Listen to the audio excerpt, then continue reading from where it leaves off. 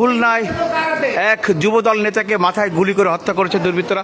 আমরা যদি একটু কথা বলার চেষ্টা করি, ভাই ভাই ভাই একটু কথা বলি। ওই যে যে আমার সাথে বললেন না, এনার পরিচয়টা যদি একটু দিতেন। ওর নাম হচ্ছে রাসুকুল আনাম রাসু, সাবেক সাংগঠনিক সম্পাদক দৌলতপুর থানা ছাত্রদল, এখন হচ্ছে রানিং যুবদলের নেতা সে। দর্শক, আর গুলিটা হয়েছে কোথায় ভাই? এটা হচ্ছে দৌলতপুর কেডিএন মাঠে, ওর ব্যবসা প্রতিষ্ঠানের এখানে।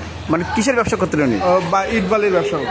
দর্শক, আপনারা যেমনটি শুনছিলেন যে যে যুবনেতা তিনি ইট বালির ব্যবসা করতেন, পাশাপাশি তিনি দৌলতপুর থানার ছাত্রদলের সাবেক সাংগঠনিক সম্পাদক ছিলেন রাসুকুল আলম রাসু।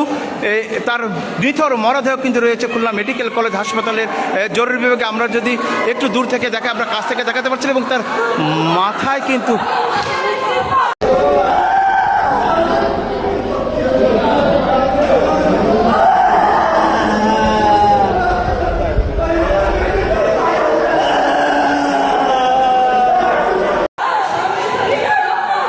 তার স্বজনরা কিন্তু কান্নায় ভেঙে পড়েছে। তার স্বজনকে কিন্তু আহাজারি কান্নায় ভেঙে পড়েছে তার স্বজনরা। এবং আমরা যতটুকু জানতে পেরেছি, তিনি তার নিজ ব্যবসা প্রতিষ্ঠানে ছিলেন, যে কল্পতরু যে মার্কেট রয়েছে সেই ইট সিমেন্ট বালিগোলার, সেই মার্কেটে ছিলেন।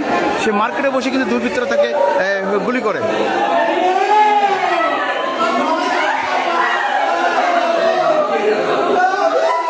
এবার যুবনেতাকে গুলি করে হত্যা করেছে।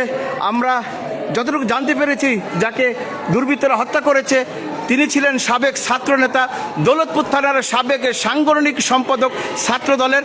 বর্তমান তিনি যুবদলে রয়েছে, যুবনেতা। তাকে কিন্তু আজকে নিজ ব্যবসা প্রতিষ্ঠানে কল্পতরু মার্কেটে তার যে ইট সিমেন্টের যে গোলা রয়েছে, সেই নিজ ব্যবসা প্রতিষ্ঠানে কিন্তু দুর্বৃত্তরা তাকে গুলি করে এবং গুলিটি তার মাথায় লাগে। তাকে খুলনা মেডিকেল কলেজ হাসপাতালে নিয়ে আসলে ডাক্তার তাকে সকল পরীক্ষা নিরীক্ষা শেষে তাকে কিন্তু মৃত বলে ঘোষণা করে। আপনারা দেখছেন যে ভিতরে কিন্তু স্বজনদের কিন্তু আহাজারি চলছে। আমরা একটু কথা বলার চেষ্টা করবো। আসলে এখানে তার স্বজনরা কিন্তু কান্নায় ভেঙে পড়েছে। তার স্বজনরা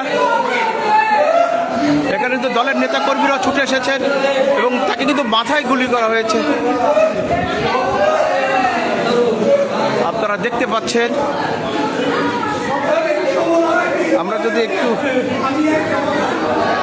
আপনাদের, যিনি মারা গেলেন ইনি তো বর্তমান কি যুবদল নেতা? যুবদলের রাজনীতির সাথে জড়িত, প্রতিদিন ব্যাপারটা আমি এক্স্যাক্টলি বলতে। আচ্ছা, ঘটনা কয়টার সময়? আনুমানিক আরও ঘন্টাখানেক আগে। দর্শক, আপনারা যেমনটি দেখছেন যে নিহতের স্বজনরা কিন্তু এসেছে এবং কান্নায় কিন্তু তারা ভেঙে পড়েছেন।